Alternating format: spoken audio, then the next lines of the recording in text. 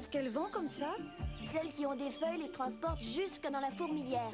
Et les autres, les toutes petites, qui vont dans le sens opposé, vont en chercher. Tout ce qu'elles font, c'est aller chercher des feuilles. Elles font ça jour et nuit. Elles ne s'arrêtent jamais à moins qu'on vienne les déranger. Celles qui ont une grosse tête, c'est quel genre de fourmis? Ça, ce sont les fourmis soldats. Quelle est leur fonction? Elles ne font que protéger la colonne des ouvrières. Si vous marchez sur la colonne, elles viennent et vous attaquent. Comment est-ce qu'elles attaquent? Elles sont équipées de pinces et c'est avec ça qu'elles attaquent. Et est-ce qu'elles s'écartent loin de la fourmilière? Oh, elles peuvent s'en écarter jusqu'à environ 400 mètres. Comment retrouvent-elles leur chemin? Les soldats laissent sur leur passage un produit chimique qui dégage une odeur et les fourmis qui transportent les feuilles suivent l'odeur à la trace. Quel genre de feuilles est-ce qu'elles transportent? Venez, allons voir ça.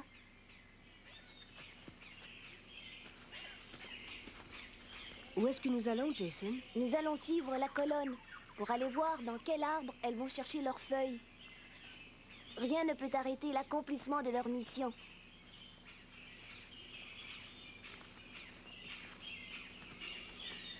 Tenez, elles grimpent sur cet arbre. Comment ça se fait qu'elles ne tombent pas? Parce que chacune de leurs pattes est munie de 2 petits crochets qui s'enfoncent dans l'écorce, comme lorsque tu enfonces un canif dans un tronc d'arbre. Et la feuille, elle la transporte en la tenant entre 2 de leurs petites pattes. Qu'est-ce qu'elles mangent? Eh bien, elles emportent les feuilles dans la fourmilière. Elles les y déposent et des champignons ne tardent pas à pousser dessus. Elles mangent ces champignons. Où est leur fourmilière? On va les voir. Suivez-moi. Nous devons suivre la colonne jusqu'à l'autre bout pour la découvrir.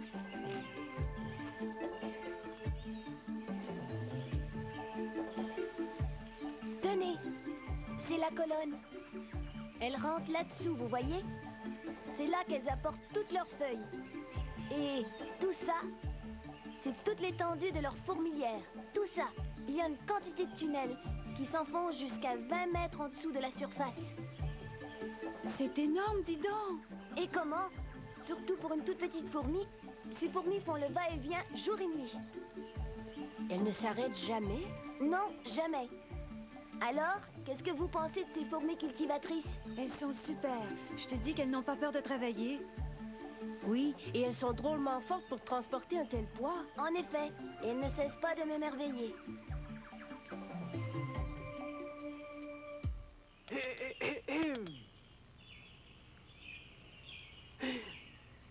Quand ça les démange, les gorilles se grattent comme le font les êtres humains. Ils font aussi des rots, baillent et crachent. Il leur arrive de tousser et même d'avoir le hoquet. En tout, les gorilles communiquent entre eux à l'aide de quelques 22 sons différents. Dommage qu'on ne puisse pas leur faire signer de contrat.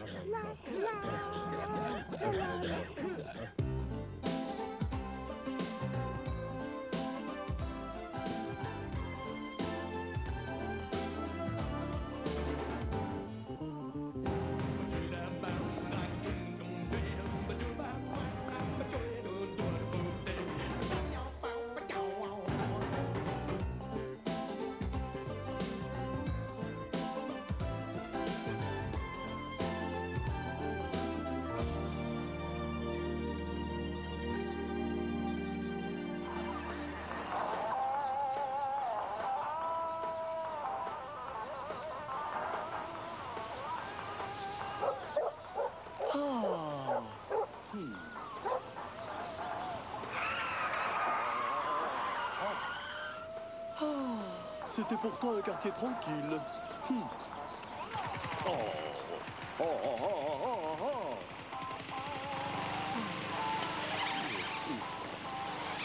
Jean-Marc!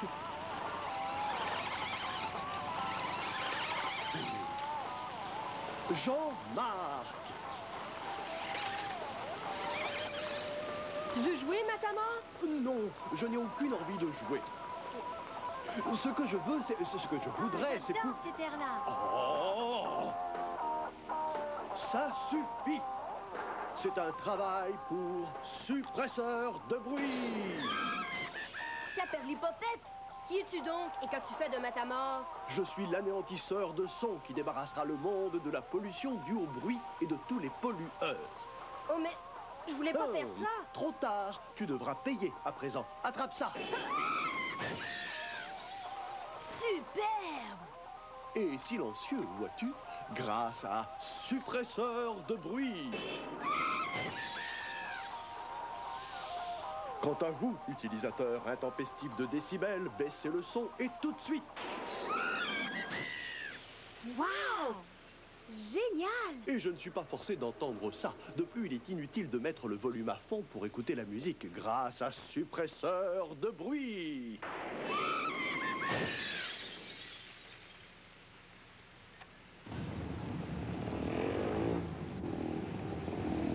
Son et super son. Il faut absolument arrêter cette production effrénée de bruit. Attrapez ça.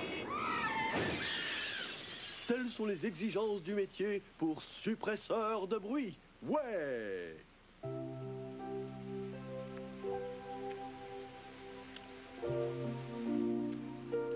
Suppresseur de bruit. Voilà qui est mieux.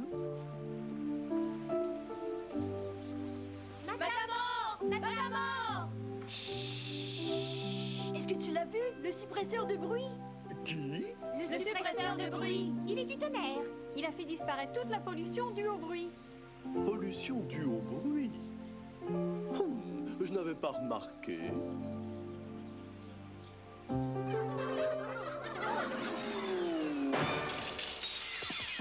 Bonjour tout le monde, ici Abby Phillips et Ruth Rumack qui vous parlent de la compétition sportive internationale des animaux. Nous assistons aujourd'hui à la course tant attendue. Voici Ruth avec son reportage. Les coureurs sont derrière la grille de départ. Et voilà que le signal est donné. Bonnet bleu a une longueur d'avance, suivi par Patte en l'air, série de prépare frémissante. Au virage de mi-course, c'est toujours Bonnet bleu qui mène le peloton. Nous approchons de la ligne droite et Patte en l'air essaie désespérément de passer. Mais Bonnet bleu garde son avance. Nous approchons de la vraie ligne d'arrivée et Bonnet bleu a toujours son avance. Bonnet bleu remporte la course. Quel exploit! Oui, nous avons un nouveau record. Ce n'était pas le genre de course auquel on s'attendait. Bonnet bleu est resté en tête jusqu'au bout sans se préoccuper des autres, maître du terrain jusqu'à la ligne d'arrivée. Je veux dire la vraie ligne d'arrivée. Voilà, c'est tout pour aujourd'hui. Ici Abby Phillips et Ruth Rumack qui vous disent bonjour à tous de la compétition sportive internationale des animaux.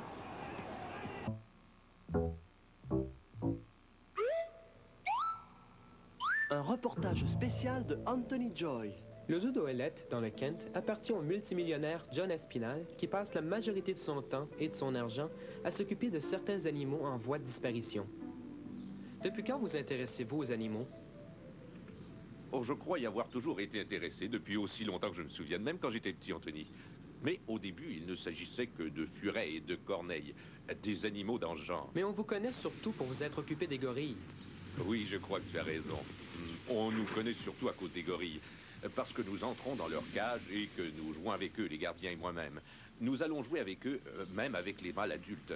Personne d'autre ne fait ça, dans aucun autre zoo du monde entier. On se met tous à l'abri ici, à l'abri de la pluie. Oh, tu as vu ça? Ça, c'est au moins un saut de 3 mètres. Il faut faire bien attention quand on est avec eux. S'ils vous sautent dessus comme ça, ils pourraient vous casser le cou. Ils ne veulent pas vous faire de mal. Ils croient qu'on est aussi des gorilles. Et nous n'avons rien d'un gorille, malheureusement. Et c'est dommage. Oh, regarde ça.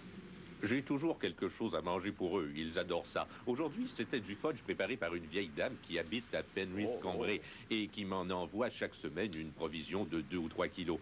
Elle prépare ça elle-même chez elle. J'aime bien passer à leurs yeux pour quelque chose comme un oncle riche. Aucun de nos animaux n'est dressé. Nous ne supportons pas l'idée de dresser un animal. C'est pourquoi ils se comportent comme ils veulent. Ce qui veut dire qu'en général, ils viennent jouer avec nous. Oh, celui-là, il faut s'en méfier. Il aime les jeux brutaux. C'est Jalla. C'est bien ça. Tu aimes à montrer ta force, n'est-ce pas? Oh! Jalla est âgé de 8 ans, ce qui serait l'équivalent de 13 ans pour un être humain. Il serait donc comme un jeune garçon de 13 ans. Mais probablement 7 fois plus fort. Est-ce que tu penses à mon dos? Tu t'en moques, c'est ça? Tu te moques de mon dos, c'est bien ça?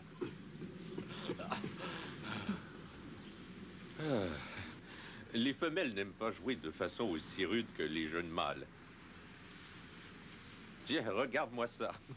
Il s'amuse comme un fou à faire un nid géant. Il s'est accaparé 2 balles de paille pour lui tout seul.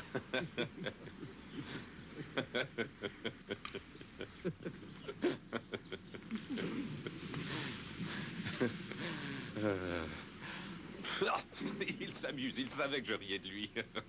Ils savent exactement quand on rit d'eux. Ils le devinent par l'expression de votre visage et essaient parfois de se venger.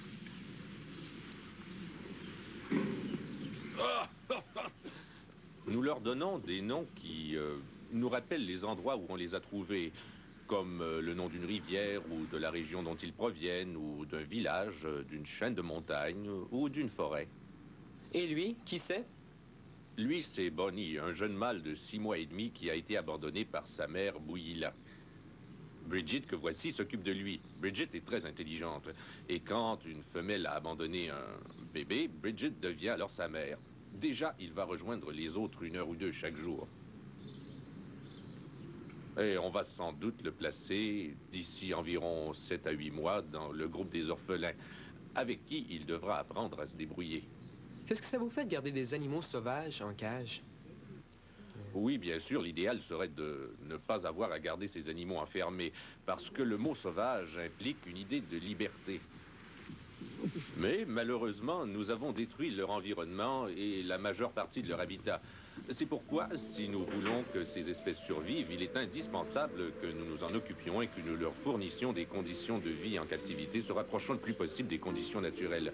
Leur donner tout ce que nous pouvons en termes d'espace, de variété d'alimentation, d'amusement, veiller à ce qu'ils ne s'ennuient pas, car l'ennui est le grand ennemi des animaux en captivité, et espérer qu'un jour, peut-être, nous serons en mesure de leur rendre la liberté. C'est ça, le rêve de tous ceux qui s'occupent d'un parc d'animaux sauvages. L'étonnant Dr Z rend visite au centre médical Hugh Macmillan en compagnie de David et d'Anthony pour en apprendre davantage sur l'articulation du genou. Nous avons attaché ces attelles sur le temps des genoux. Maintenant, approche-toi et essaie de t'asseoir. Comment te sens-tu? Comme Frankenstein. Oh oui, Je peux oui, appeler bien l'archi. sûr. À présent, essaie de t'asseoir pour voir ce que ça donne. Je vais tenir la chaise. Oh, Assieds-toi, c'est tout. Vas-y, vas-y. Et voilà. Voilà qui te fait prendre conscience de l'utilité du genou, n'est-ce pas? Tu sais, l'articulation du genou n'est pas qu'une simple charnière, loin de là. C'est bien plus compliqué que ça. Vois-tu, certaines personnes perdent leurs jambes à la suite d'un accident ou lors d'une maladie et doivent avoir recours à une prothèse. Tiens, David, veux-tu me passer cette jambe artificielle? Nous allons l'examiner. On dirait qu'elle est C'est ça. cassée. Oui, tu as raison. Et pourtant, c'est généralement comme ça qu'on se tient quand on est debout. Vas-y, essaie de te tenir bien droit. Tu te sens basculer en arrière. Oui. Donc, tu vois, il faut que ce soit vraiment très, très solide. Tiens, on va essayer. Attends, remets-la droite comme ça, voilà, et appuie dessus aussi fort que tu peux. Tu vois, pour que ça ne s'effondre pas sous le poids de la personne. Oui, une étonnante pièce de technologie. Mais voyez-vous, celles que nous recevons à la naissance sont de loin les meilleures. Téléhibou va avec Daniel et Yann rendre visite à Sally Carson, spécialiste de la biologie aquatique, pour observer d'étranges limaces à la station aquatique de Banfield, en Colombie-Britannique. Les limaces sont géantes. Elles sont originaires de cette région. Là, vous en voyez de 3 types différents. La limace dite banane ne se rencontre que sur la côte ouest. C'est un très proche parent de la limace de mer, des escargots, ainsi que des bivalves, les moules et les palourdes. Elles sont aussi apparentées à la pieuvre. Mais elles diffèrent des escargots du fait qu'elles n'ont pas de coquille. Leur corps est tout mou. Ce sont des escargots sans coquille. Si vous observez de près, vous verrez un petit point à l'extrémité de chaque pédoncule. Ce sont les yeux. Et savez-vous comment elles avancent, comment elles font pour avancer? Elles ont un tas de petites pattes en dessous. Non, en fait, elles n'ont qu'un seul grand pied. Retournons celle-ci pour mieux voir. Elle n'est munie que d'un seul pied musclé. C'est tout doux et tout glissant. Oui, c'est vrai, elles sont toutes recouvertes de bave. C'est de la glycoprotéine, une protéine avec du sucre. Et si vous vous en mettez sur les mains, c'est très difficile de s'en défaire. C'est très, très collant. À quoi pensez-vous que ça peut leur servir? C'est pour le cas où quelque chose voudrait les attraper? Oui, elles peuvent s'en servir pour se protéger. Il est difficile de les attraper puisqu'elles sont si glissantes. Mais elles n'ont pas de coquille pour se protéger. Et comme elles aiment l'humidité, elles ont recours à cette bave protectrice pour éviter de se dessécher. Apparemment, si vous touchez la bave d'une de ces limaces avec le bout de votre langue, vous ressentirez un chatouillement. Qu'est-ce que tu as entendu dire au sujet du mal de dents, Daniel?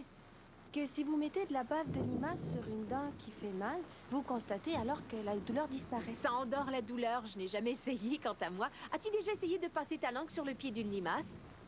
Dois-je essayer ou veux-tu le faire? Ah non, merci. Tu veux essayer, Non, non. Yann? Ah, très bien, je vais essayer. Je saurai alors ce qui se passe.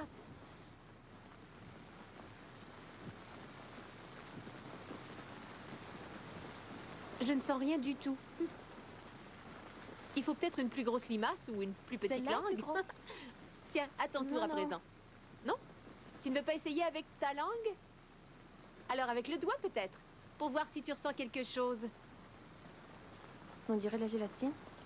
Oui, je n'ai rien ressenti non plus. Quelle taille peuvent-elles atteindre? Elles peuvent atteindre 15 cm de long. Tu veux savoir ce qu'elles mangent? La salade? Oui, elles aiment la salade, les légumes du jardin. Elles se nourrissent d'herbes et d'autres plantes. Durant la journée, elles se cachent généralement sous une feuille ou sous un buisson dans l'herbe, là où ça reste frais et humide. Ce sont des animaux plutôt actifs la nuit. Et apparemment, elles disposent d'un abri. Après être sorties et avoir trouvé quelque chose à manger, elles retournent dans ce même abri, jour après jour. Il est donc important que nous allions les replacer tout près d'où nous les avons trouvées pour qu'elles puissent retrouver leur abri.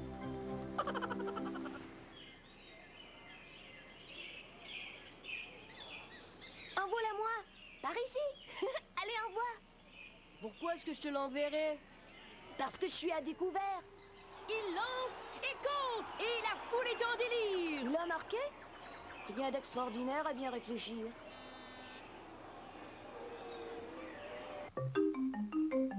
Téléhibou présente les toutes dernières aventures des mousquetons.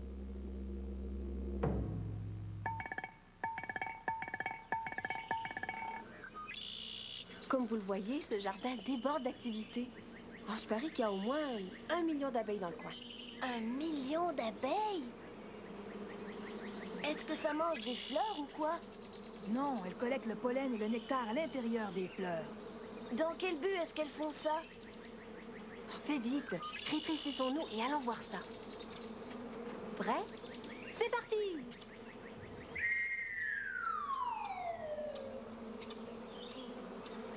Venez, la ruche est par là. Aidez-moi! Ça doit être leur piste d'atterrissage. Attention, en voilà une qui atterrit. Surtout gardez la tête baissée. Pas question qu'elle nous atterrisse dessus. Super, on se croirait à Hexagonville. J'ai lu qu'il pouvait y avoir jusqu'à 50 000 ouvrières, 300 faux bourdons et une reine dans une ruche. Qu'est-ce que faux bourdon? Un mâle qui ne fait aucun travail. Un peu comme toi, tu restes, Nikki. Ah. Le seul travail de la reine consiste à pondre ses œufs. Elle en pond environ 1500 par jour. Et les œufs produisent les larves. C'est ça les bébés abeilles? On dirait plutôt des asticots d'après moi. On dirait qu'il est en train de manger. Oui, ils mangent du miel tiré du nectar. Ensuite, on scelle leur alvéole et les en sortent à l'état adulte. Comment est-ce que ça se passe alors? Salut l'abeille! Comment est-ce qu'une abeille devient abeille? Arrête, Nikki, tu les déranges. Ça se passe un peu comme lorsqu'une petite chenille devient papillon. On appelle ça la métamorphose. Pas de panique, mais je crois qu'on ferait bien de partir. Qu'est-ce qu'elle pourrait nous faire? Oh, nous piquer à mort, c'est Hein? tout. Saute! Attendez-moi! Un groupe d'éléphants, ça s'appelle un troupeau. Très bien. Un groupe de kangourous, ça s'appelle une troupe. Très bien. Savez-vous comment en français on appelle une bande de léopards? C'est bien ça, un saut de léopard.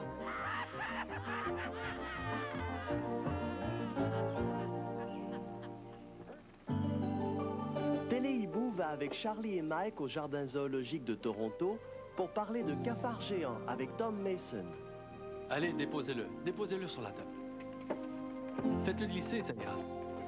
Là, c'est ça. Continuez, c'est parfait. Cet autre bocal contient un autre cafard, d'un type différent que nous étudierons tout à l'heure. Ça, c'est un cancrelat géant du Brésil. Ils ne te feront pas de mal. Ce sont des animaux inoffensifs, en fait. Comment survivent-ils? La principale raison de leur survivance vient du fait que ce sont des détritophages, c'est-à-dire qu'ils se nourrissent d'ordures et par conséquent nettoient l'environnement. Ils absorbent les matières mortes et les recyclent dans le sol en tant que matière fécale, enrichissant ce dernier pour permettre la croissance des plantes. Est-ce que ça, c'est une femelle? Le seul moyen de les différencier, c'est de compter ce qu'on appelle les segments. Sur le dessus ici, sur les deux côtés. Ça, c'est un mâle. Vous voyez, il a un segment de plus à la base de l'abdomen, comparativement à la femelle. Bon, voulez-vous en voir un autre?